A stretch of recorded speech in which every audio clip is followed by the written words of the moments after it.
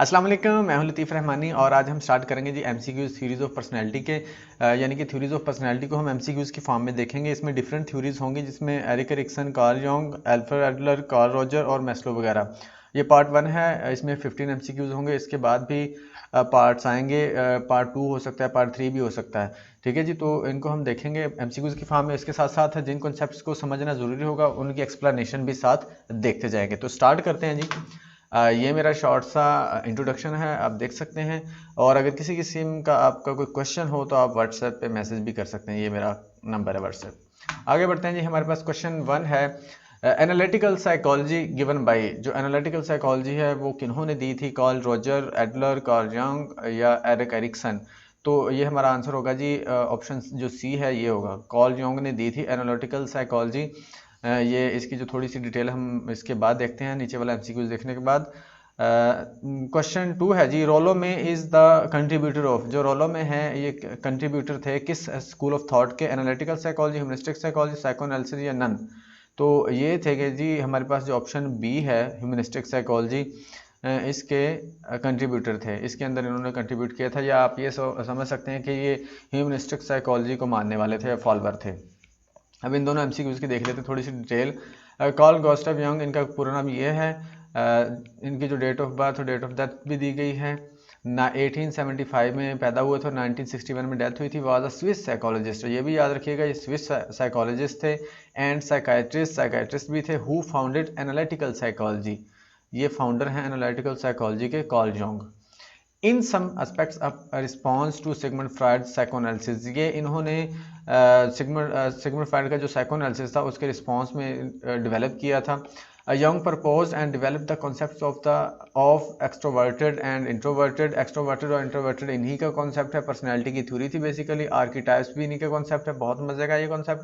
And collective unconscious भी इन्हीं का कॉन्सेप्ट है, इन्हीं की टर्म है, याद रखिएगा। ये भी पूछा जा सकता है कि ये किन की टर्म है। His work has been influential in psychiatry and in the study of religion, literature and related fields. In fields में इनका जो influence था इनके work का। In 1912 कार्ल जंग developed his psychoanalytical psychology। 1912 में इन्होंने develop की थी ये वाली अपनी जो school of thought है या psychoanalytical psychology perspective, 1912 में इन्होंने develop किया। उसके बाद हमने एक और क्वेश्चन देखा था, ये ह्यूमनिस्टिक साइकोलॉजी वाला, इसको देख लेते हैं। The early development of humanistic psychology was heavily influenced by the work of a few की थ्योरिस्ट। जो इसके जो की थ्योरिस्ट थे वो कौन कौन से थे? Specially Abraham Maslow and Carl Roger. Abraham Maslow और कार्ल रॉजर, अब्राहम मैस्लो को इसका फाउंडर बोला जाता है और कार्ल रॉजर को भी मेजर कंट्रीब्यूटर बोला जाता है ह्यूमनिस्टिक साइकोलॉजी का। Other prominent humanist thinkers include Rollo May and Erich Fromm. Rollo May और एरिक फ्रॉम, चूंकि हमने इसी के बारे में क्वेश्चन था, तो रोलोमे ह्यूमनिस्टिक साइकोलॉजी के कंट्रीब्यूटर थे और इसके साथ साथ एरिक फ्रॉम भी इसी के कंट्रीब्यूटर थे या इसी के फॉलोअर थे। आगे देखते हैं जी, question number 3। This area of psychology emerged during 1950s as a reaction to psychoanalysis and behaviorism। वो कौन सा स्कूल ऑफ थॉट था जो साइकोएनालिसिस और बिहेवियरिज्म के रिस्पांस में बनाया गया था, डेवलप हुआ था? ऑप्शन ए है हमारे पास एनालिटिकल साइकोलॉजी, बी है ह्यूमनिस्टिक साइकोलॉजी, सी है साइकोएनालिसिस, डी है नन। तो हमारे पास जो ऑप्शन बी है वो होगा जी humanistic psychology. Humanistic psychology basically developed in response to psychoanalysis and behaviourism. जो ह्यूमनिस्टिक साइकोलॉजी वाले थे वो साइकोएनालिसिस और बिहेवियरिज्म से एग्री नहीं करते थे। वो कुछ तहफ़्फ़ुज़ात रखते थे, कुछ नज़रियात से इख्तलाफ था इनको। वो कौन से नज़रियात थे वो आगे जाके हम देखते हैं। पहले क्वेश्चन 4 को पढ़ लेते हैं। क्वेश्चन 4 है, which school of thought focus on the positive aspects of personality. ये भी ह्यूमनिस्टिक साइकोलॉजी से मिलता है क्वेश्चन है, उसी में से है। वो कहते हैं कौन सा स्कूल ऑफ थॉट ऐसा है जो पॉजिटिव एस्पेक्ट्स देखता है पर्सनैलिटी के। पर्सनैलिटी के पॉजिटिव एस्पेक्ट्स को कौन सा जो स्कूल ऑफ थॉट है वो स्टडी करता है? ऑप्शन ए है हमारे पास एनालिटिकल साइकोलॉजी, बी है ह्यूमनिस्टिक साइकोलॉजी, सी है साइकोएनालिसिस और डी है बिहेवियरिज्म। तो इसका जो आंसर आएगा वो बी आएगा, humanistic psychology. Option B humanistic psychology. इसके कॉन्सेप्ट देख लेते हैं जी हम। ह्यूमनिस्टिक साइकोलॉजी क्या है? This area of psychology emerge during the 1950s as a reaction. ये जो हमारे पास जो पहला क्वेश्चन है उसके पॉइंट ऑफ व्यू से देख रहे हैं, as a reaction to psychoanalysis and behaviourism. उन दोनों के जवाब में आया था। उसके बाद जी psychoanalysis was focused on understanding the unconscious motivations. याद रखिएगा जो साइकोएनालिसिस है वो अनकॉन्शियस पे बहुत फोकस करता है, इसी को उसने अपना फोकस बना के ये स्टडी की थी। That drive behaviour while behaviourism studied the conditioning processes that produce behaviour. इन जो सिगमंड फ्रायड थे वो कहते थे कि हमारा जो अनकॉन्शियस है वही ड्राइव कर रहा होता है हमारे बिहेवियर को, जबकि बिहेवियरिज्म वाले कहते थे हमारी कंडीशनिंग होती है, यानी कि हम चीज़ें सीखते हैं उसके बाद हम बिहेव कर रहे होते हैं, मतलब कंडीशनिंग के हिसाब से हमारा बिहेवियर प्रोड्यूस हो रहा होता है। ये याद रखिए, इनमें डिफरेंस भी है और ये इनका कॉन्सेप्ट भी है। उसके बाद ह्यूमनिस्टिक थिंकर्स क्या कहते थे, felt that both psychoanalysis and behaviourism were too pessimistic, either focusing on the most tragic of emotions or failing to take into account the role of personal choice। यहाँ पर जो humanistic thinkers थे उनका कहना था कि जो psychoanalysis और बिहेवियरिज्म वाले हैं ना, ये पेसिमिस्टिक यानी कि नेगेटिव एस्पेक्ट्स को ज़्यादा देखते हैं, उन चीज़ों पर, ट्रेजिक इमोशंस पर ज़्यादा फोकस करते हैं, और पर्सनल चॉइस को वो यानी जिसको फ्री विल बोला गया था उस पर फोकस नहीं करते, पॉजिटिव एस्पेक्ट्स पर फोकस नहीं करते थे। ये ह्यूमनिस्टिक साइकोलॉजी वालों ने बोला था साइकोएनालिसिस और बिहेवियरिज्म के बारे में, इसीलिए उन्होंने फिर humanistic school of thought develop किया था, क्योंकि ये क्या करते थे, they focus on the negative aspects of the personality, ये नेगेटिव एस्पेक्ट्स पर फोकस करते थे, जबकि ह्यूमनिस्टिक साइकोलॉजी वालों ने बोला था कि इंसान के पॉजिटिव एस्पेक्ट्स पर फोकस करना चाहिए और उनको देखते हुए सॉल्यूशंस निकालना चाहिए और उन पर वर्क करना चाहिए। जब आप पॉजिटिव एस्पेक्ट्स पर वर्क करेंगे तो आपकी बहुत सी प्रॉब्लम्स को हल किया जा सकता है, याद रखिएगा। तो ह्यूमनिस्टिक साइकोलॉजी था पॉजिटिव एस्पेक्ट्स वाला, ठीक है जी। और ये भी पूछा जा सकता है कि नेगेटिव एस्पेक्ट्स पर कौन फोकस करता है, तो साइकोएनालिसिस और बिहेवियरिज्म को कह सकते हैं। साइकोएनालिसिस का इसका ज़्यादा स्ट्रॉन्ग आंसर आएगा। आगे बढ़ते हैं जी। Question 5, who is the spiritual son of Sigmund Freud. Sigmund Freud का स्पिरिचुअल सन किसको माना जाता है? Option A Carl Roger, option B Adler, option C Carl Jung, option D Erikson. तो ऑप्शन सी है हमारे पास कार्ल जंग। कार्ल जंग को बोला था इन्होंने स्पिरिचुअल सन, ठीक है जी। इनको भी देखेंगे हम इसके बाद। क्वेश्चन 6 है, focused on the uniqueness of each person. कौन सा स्कूल ऑफ थॉट ऐसा है जो यूनिकनेस पर, पर्सन की यूनिकनेस को देखता है? ऑप्शन ए है individual psychology, option B humanistic psychology, option C psychoanalysis, option D है बिहेवियरिज्म। तो हमारे पास जो ऑप्शन ए है इंडिविजुअल साइकोलॉजी, ये इंसान की यूनिकनेस पर फोकस करता है। इंडिविजुअल साइकोलॉजी इंसान की यूनिकनेस पर फोकस करता है। इन दोनों के बारे में देख लेते हैं concepts. Sigmund Freud once designated Carl Jung as his spiritual son। इन्होंने कार्ल जंग को स्पिरिचुअल सन बोला था। But Jung went on to develop his own theory of personality. लेकिन वो बाद में अलहदा हो गए थे कुछ डिफरेंसेस की वजह से, अपनी पर्सनैलिटी थ्योरी उन्होंने दी थी that differed dramatically from orthodox psychoanalysis, जो साइकोएनालिसिस से डिफर करती थी। He fashioned a new and elaborate explanation of human nature quite unlike and other which is called analytical psychology. उन्होंने एक और वे में ही इंसान की जो नेचर है और ह्यूमन नेचर है उन्होंने उसको बयान किया था, और इसको स्कूल ऑफ साइकोलॉजी को उन्होंने नाम दिया था एनालिटिकल साइकोलॉजी। उसके बाद इंडिविजुअल साइकोलॉजी, बेसिकली ये साइकोएनालिसिस में ही इसको माना जाता है, लेकिन ये थोड़ा सा डिफर करती थी ये वाली थ्योरी उनसे। Individual psychology, Alfred Adler fashioned an image of human nature that did not portray people as victims of instincts, biological forces or childhood experiences। जो साइकोएनालिसिस वाले थे वो कहते थे कि हमारी जो पर्सनैलिटी है ना वो विक्टिम होती है, यानी कि वो ड्राइव हो रही होती है इंस्टिंक्ट से, बायोलॉजिकल फोर्सेस से या चाइल्डहुड एक्सपीरियंसेस है। हमें हमारे जो प्रॉब्लम्स होते हैं साइकोलॉजिकल प्रॉब्लम्स वो इन तीनों की वजह से होते हैं, जबकि इंडिविजुअल साइकोलॉजी वाले इनको ज़्यादा इंपॉर्टेंस नहीं देते थे। He called his approach individual psychology. Alfred Adler ने अपनी अप्रोच को इंडिविजुअल साइकोलॉजी बोला because it focus on the uniqueness of each person, क्योंकि ये यूनिकनेस पर फोकस करती थी इसलिए इसको इंडिविजुअल साइकोलॉजी बोला गया। And denied the universality of biological motives and goals ascribed to us by Sigmund Freud. और जो सिगमंड फ्रायड ने यूनिवर्सलिटी और बायोलॉजिकल मोटिव्स और गोल्स का बोला था उसको इन्होंने रिजेक्ट कर दिया था, उससे एग्री नहीं करते थे। यानी कि ये कहते थे कि जो बायोलॉजिकल मोटिव्स हैं वही हमारे बिहेवियर को ड्राइव कर रहे होते हैं, वही चला रहे होते हैं, तो इन्होंने बोला कि ऐसा नहीं होता। उसके बाद इन एडलर्स व्यू, उसके मुताबिक each of us is primarily a social being, कि हम सोशल बीइंग होते हैं, सोसाइटी इन्वायरमेंट में रहने वाले होते हैं और उसी से सीखते हैं। Our personalities are shaped by our unique social environment and interactions. वो कहते हैं हमारी जो पर्सनैलिटी बनती है ना वो हमारे जो यूनिक इन्वायरमेंट होता है, यानी कि हम जिस इन्वायरमेंट में रह रहे होते हैं या हमारी जो इंट्रैक्शंस होती हैं दूसरों के साथ या एनवायरनमेंट के साथ उसी से हमारी जो पर्सनैलिटी शेप हो रही होती है। Not by attempt to satisfy biological needs, वो कहता है हमारे बायोलॉजिकल नीड से वो शेप नहीं हो रही होती, बल्कि हमारे एनवायरनमेंट और इंट्रैक्शन से शेप हो रही होती। तो ये देखें यहाँ पर कितने क्वेश्चन बन रहे हैं एमसीक्यूज, अगर आपके पीपीएससी में या एफपीएससी में या सीएसएस या पीएमएस या इंडिया में या पाकिस्तान में जो भी टेस्ट होते हैं, कोई भी यहाँ पर अगर देखें तो हम 7 से 8 10 क्वेश्चन यहाँ से निकाल सकते हैं। तो वो डिफरेंट एस्पेक्ट्स से आप इसको देख सकते हैं। ठीक है जी, आगे बढ़ते हैं। Question number 7, who said we follow our imagined goal. वो किसने बोला था कि हम अपनी इमेजिनेशन हम जो करते हैं, यानी कि इमेजिनेशन में हम जो गोल्स बनाते हैं उनको फॉलो करते हैं, हमारा बिहेवियर उन्हीं को फॉलो करते हुए बनता है। वो ऑप्शन ए है हमारे पास Carl Roger, option B Alfred Adler, option C Carl Jung और ऑप्शन डी है एरिक्सन।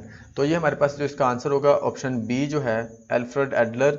इनका कहना था कि हम इमेजिन्ड गोल्स के थ्रू ड्राइव हो रहे होते हैं, शेप हो रहा होता है हमारा बिहेवियर। ये कैसे होता है ये आगे जाके देखते हैं। क्वेश्चन 8 है जी, Carl Jung developed his psycho analytical psychology. जो कार्ल जंग ने अपनी साइको एनालिटिकल साइकोलॉजी कब डेवलप की थी, ये हमने पीछे भी पढ़ लिया है। ये ऑप्शन बी है हमारे पास 1912 में इन्होंने डेवलप की थी। ठीक है जी, आगे बढ़ते हैं। अच्छा, ये वाला कॉन्सेप्ट अगर आप समझना चाहते हैं इनका इमेजिन्ड गोल वाला, तो वो हम देखेंगे।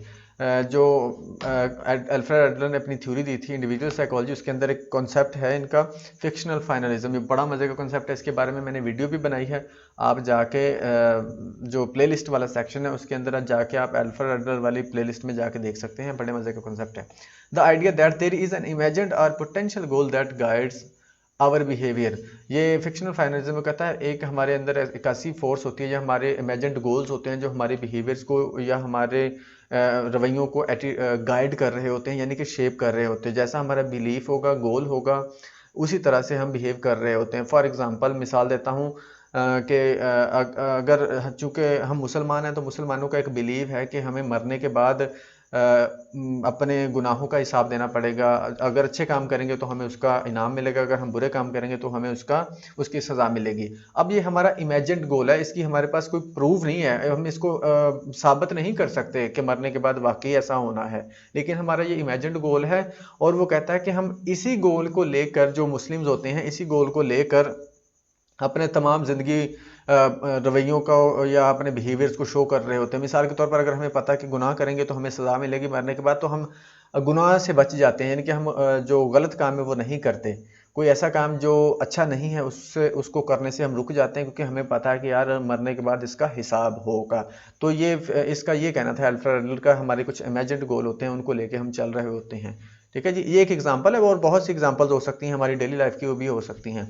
इसमें एडलर ने अपनी एक एग्जांपल दी थी कि ये जब बचपन में था तो इसको बीमारी थी निमोनिया की, तो उस वक्त डॉक्टर ने इसके घर वालों को जवाब दे दिया था कि आपका बच्चा अब नहीं बच सकेगा। तो उसी वक्त इसने तहैया कर लिया था, उसी वक्त इसने डिसाइड कर लिया था कि मैं मौत को शिकस्त दूंगा, यानी कि मैं ऐसा बनूंगा, इतना एक्सपर्ट बनूंगा कि मैं मौत को शिकस्त दे सकूं, मौत से बचा सकूं लोगों को। अब ये इमेजिन्ड गोल था, इसको प्रूव नहीं किया जा सकता, इसमें हकीकत भी कोई नहीं है। अच्छा, इस गोल को फॉलो करते हुए वो क्या कर गया था, वो डॉक्टर बन गया था। अब वो मौत को शिकस्त तो नहीं दी जा सकती ना, लेकिन वो हमारा एक इमेजिन्ड गोल था जिसने इसको अल्फ्रेड एडलर को, जब आप इसकी बायोग्राफी पढ़ेंगे तो मैंने इसकी बायोग्राफी में बताया भी है, वो भी वीडियो पढ़ी आप जाके देख सकते हैं। तो जब वो कहते हैं कि उसने मौत को शिकस्त देने का सोचा तो उसने उसको फॉलो करना शुरू कर दिया। जब फॉलो करता चला गया तो वो अल्टीमेटली डॉक्टर बन गया था। यानी कि इसको डॉक्टर किसने बनाया, इसका जो इमेजिन्ड गोल था ना कि मैंने मौत को शिकस्त देनी है, उसने बनाया, जबकि वो मौत को शिकस्त दे ही नहीं सकते, ये प्रूव भी नहीं कर सकते। Adler applied the term finalism to the idea that we have a ultimate goal, a final state of being and a need to move toward it. वो कहता है कि हमारा एक अल्टीमेट गोल होता है, स्टेट ऑफ बीइंग, हमने एक एज अ बीइंग या मतलब हमारा एज जो पोटेंशियल होता है उसकी तरफ हमने जाना होता है, उसको फॉलो करना होता है। Need to move it toward, और उसकी तरफ मूव करना होता है।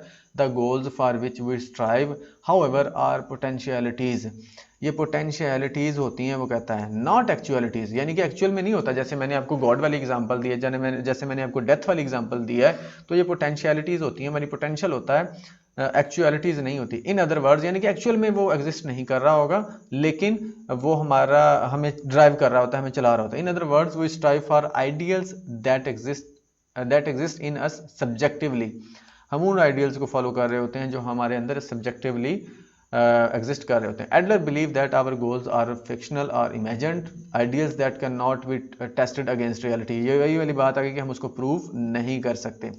We live our lives around ideals such as the belief that all people are created equal or that all people are basically good। यानी कि वो कहता है ये हम अपनी तमाम ज़िंदगी इसी में गुजार देते हैं, ये समझते हुए गुजार देते हैं कि जो तमाम लोग हैं वो इक्वली क्रिएट किए गए हैं और सब के सब क्या होते हैं, बेसिकली अच्छे होते हैं। ये हमारा गोल है, इमेजिन हमने सोच रखा है, हमारा आइडियल है ये, ठीक है जी, हमने सोच रखा है। अच्छा जी, अब उम्मीद है कि आपको ये समझ आ गई होगी फिक्शनल फाइनलिज्म।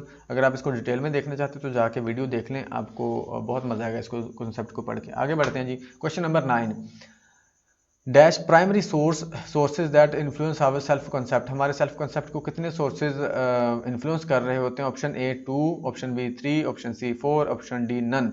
तो ऑप्शन ए हमारे पास है 2, 2 सोर्सेज होते हैं जो हमारे सेल्फ कॉन्सेप्ट को इन्फ्लुएंस कर रहे होते हैं। वो कौन कौन से हैं आगे जाके देखते हैं। क्वेश्चन नंबर 10 देखते हैं पहले।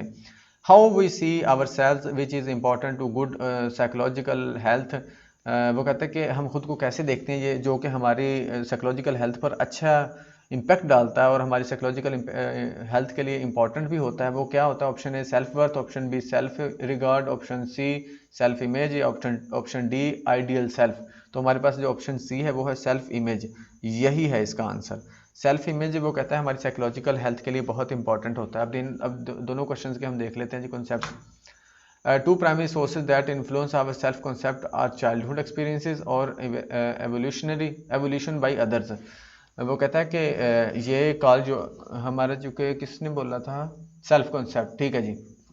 Self concept 2 primary sources that influence our self concept are childhood experiences and evolution by others. वो कहता है कि हमारा जो सेल्फ कॉन्सेप्ट का होता है, ये कार्ल रोजर ने बोला था, क्योंकि सेल्फ कॉन्सेप्ट वगैरह उसी के कॉन्सेप्ट हैं, तो उसने बोला था कि हमारी जो सेल्फ कॉन्सेप्ट है ना, इसको इन्फ्लुएंस कर रही होती है 2 चीज़ें। वो कौन कौन सी? एक तो हमारे चाइल्डहुड एक्सपीरियंसेस और दूसरा कॉन्सेप्ट ये है कि हमें जो दूसरे लोग हैं वो किस तरह से इवेल्युएट कर रहे हैं। ये हमारे जो सेल्फ कॉन्सेप्ट है उस पर इम्पैक्ट डालेंगे, अच्छा डाल सकते हैं या बुरा डाल सकते हैं। ये 2 चीज़ें होती हैं, चाइल्डहुड एक्सपीरियंसेस, दूसरे हमें किस तरह से देखते हैं, इवेल्युएट करते हैं, जज करते हैं। उसके बाद सेल्फ इमेज वाला देख लेते हैं। How we see our self which is important to good psychological health. Self image includes the influence of our body image on inner personality. वो कहता है सेल्फ इमेज क्या होता है? Includes the influence of our body image on inner personality. हमारी body image का जो influence होता है वो हमारी इनर पर्सनैलिटी पर भी पड़ता है। At a simple level we might perceive our self as a good और बैड पर्सन। हम खुद को अच्छा या बुरा समझ सकते हैं, ब्यूटीफुल और अगली दोनों समझ सकते हैं। Self image affects how a person thinks, feels and behaves in the world. और इसी पर डिपेंड करता है कि हम किस तरह से सोचेंगे, किस तरह से महसूस करेंगे या किस तरह से बिहेव करेंगे वर्ल्ड के अंदर। सेल्फ इमेज इतना इंपॉर्टेंट होता है हमारे लिए। सेल्फ इमेज का मतलब हम खुद को किस तरह से देखते हैं। 2 कॉन्सेप्ट इसने और दिए थे कार्ल रोजर ने, एक सेल्फ वर्थ का और आइडियल सेल्फ का। इनको भी देख लेते हैं। सेल्फ वर्थ क्या होती है? सेल्फ वर्थ, इसको सेल्फ एस्टीम भी बोलते हैं, comprises what we think about our self. ये होता है कि हम खुद के बारे में क्या सोचते हैं। रॉजर वो था कि हम खुद को कैसे देखते हैं, ये है सेल्फ वर्थ का मतलब हम खुद के बारे में कैसा सोचते हैं। Rogers believe feelings of self worth developed in early childhood में ये डेवलप हो जाती हैं and were formed from the interaction of child with the mother and father. और ये फॉर्म होती हैं मदर और फादर यानी कि पेरेंट्स के साथ इंटरेक्शन के साथ, ठीक है जी, सेल्फ वर्थ होती है।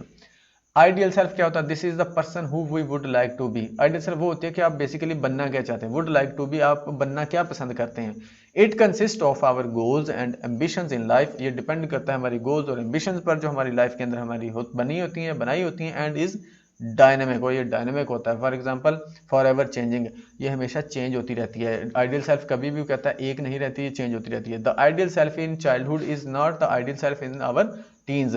जो चीज़ हमें बचपन में पसंद थी लाजमी नहीं कि वो हमारा टीन एज में या फिर लेट 20s में भी हमें अच्छा लगता हो, ठीक है जी, चेंज होती रहती है ideal self.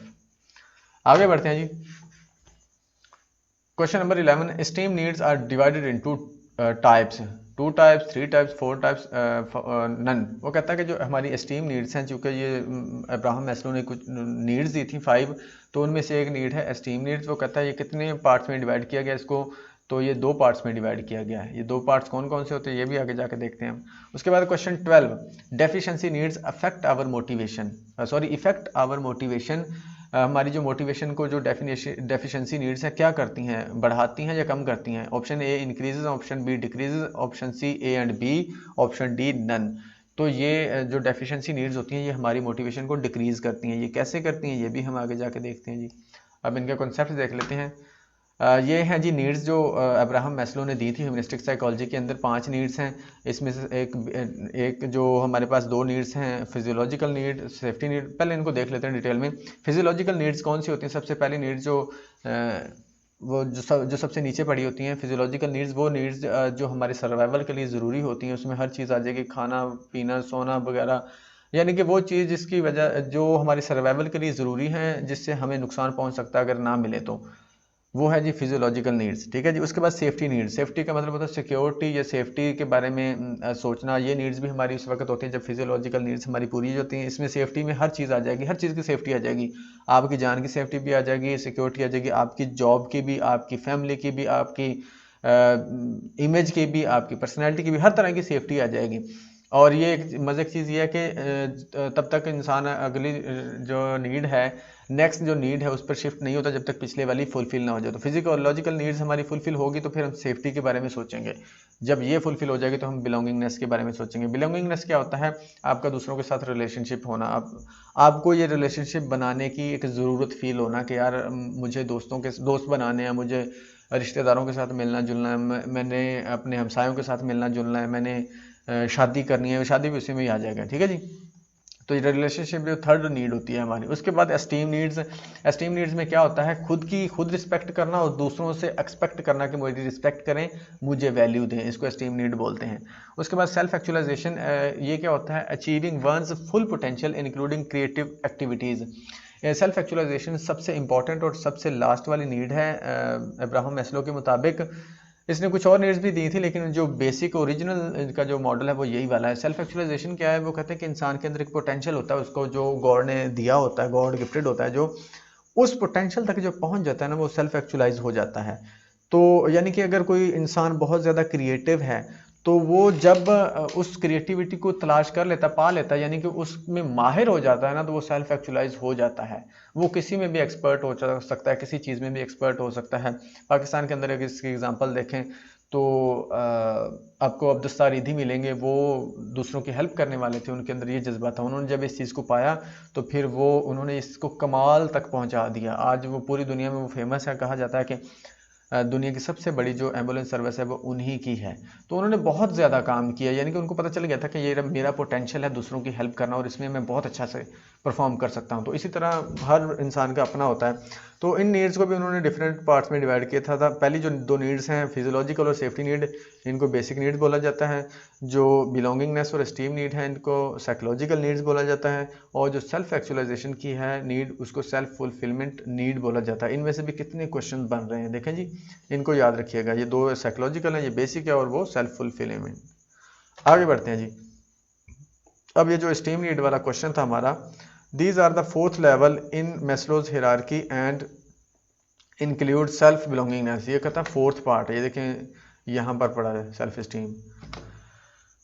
4th level include self worth, accomplishment and respect. Maslow classified इसको 2 पार्ट्स में डिवाइड किया है। एक तो ये है कि अपने आप की रिस्पेक्ट करना, ठीक है जी, खुद की रिस्पेक्ट करना। उसमें क्या? Dignity, achievement, mastery, independence. ठीक है जी, खुद को बेहतर बनाना। उसके बाद क्या होता है?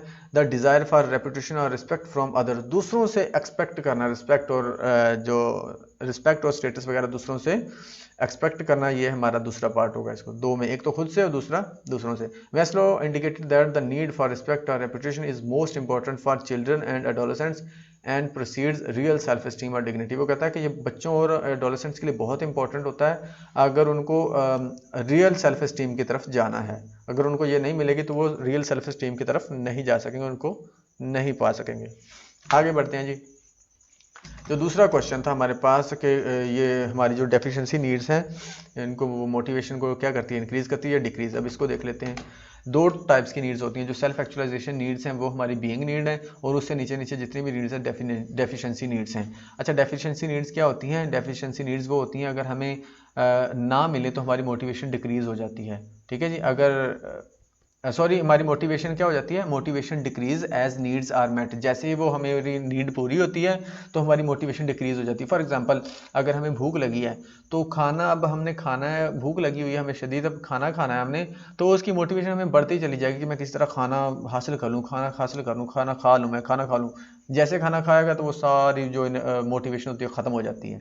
ठीक है जी, तो इस पॉइंट ऑफ व्यू से इसकी बात की गई कि जैसे ही ये नीड पूरी होती है तो आपकी जो मोटिवेशन होती है वो डिक्रीज होना शुरू हो जाती है। ठीक है जी, फिर आप अगली बात का सोचना शुरू कर देते हैं। जबकि ये जो ग्रोथ नीड है या बीइंग नीड है, वो कहते हैं जैसे ही ये मेट होना शुरू होती है या पूरी होना शुरू होती है, हम और मोटिवेट हो जाते हैं, हम और मोटिवेट हो जाते हैं। मिसाल के तौर पर अगर हम अच्छा काम कर लेते हैं और जो हमें पसंद है तो हम कहते हैं यार अगली दफ़ा मैं इससे भी बढ़कर करूँगा। इसकी बेहतरीन एग्जाम्पल मैं इस तरह से देता हूँ कि अगर एक बच्चा कोई अच्छा काम करके आता है, अच्छा परफॉर्म करके आता है क्लास में, तो उसको घर में क्या मिले, अगर उसको अप्रिसिएशन मिले तो वो उसका दिल करता है मैं और करूँ, मैं और करूँ, मैं और करूँ। तो जैसे जैसे ये नीड मेट उसकी पूरी होती जाती है, वो उसकी मोटिवेशन और बढ़ती जाती है, आगे से आगे करने का और ज़्यादा से ज़्यादा काम या परफॉर्म करने का वो सोचता है। तो इनको इस तरह से भी देख लेना है कि डेफिशिएंसी नीड्स कौन सी और बीइंग नीड्स कौन सी। आई होप कि आपको समझ आ गई होगी।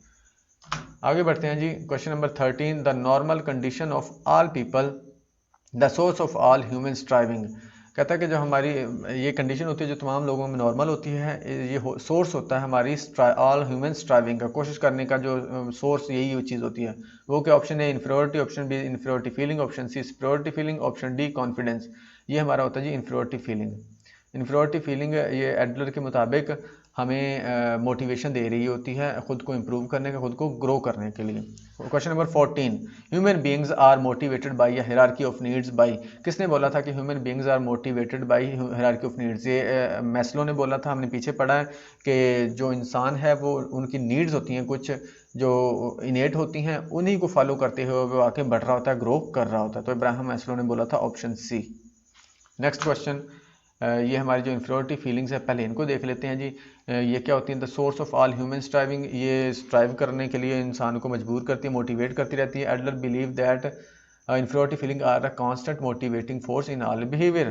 कांस्टेंट होती है। To be a human being means to feel one self inferior. इसका ये भी कहना था कि अगर आप इंसान हो तो आप लाजमी तौर पर इंफीरियर फील करोगे, because this condition is common to all of us, और ये तब में सब में कॉमन होती है। Then it is not a sign of weakness और एबनॉर्मेलिटी। इसका ये भी कहना था कि ये जो इन्फीरियरिटी फीलिंग है ना, इसका मतलब हरगिज़ ये नहीं है कि आप वीक हो या एबनॉर्मल हो। ठीक है जी, ये सब में कॉमन होती है, सभी इसको फील करते हैं, बल्कि ये हमारे फ़ायदे के लिए होती है क्योंकि हमें मोटिवेट करती रहती है खुद को इम्प्रूव करने के लिए, खुद को इससे निकालने के लिए, ओवरकम करने के लिए। Adler propose that inferiority feelings are the source of all human striving.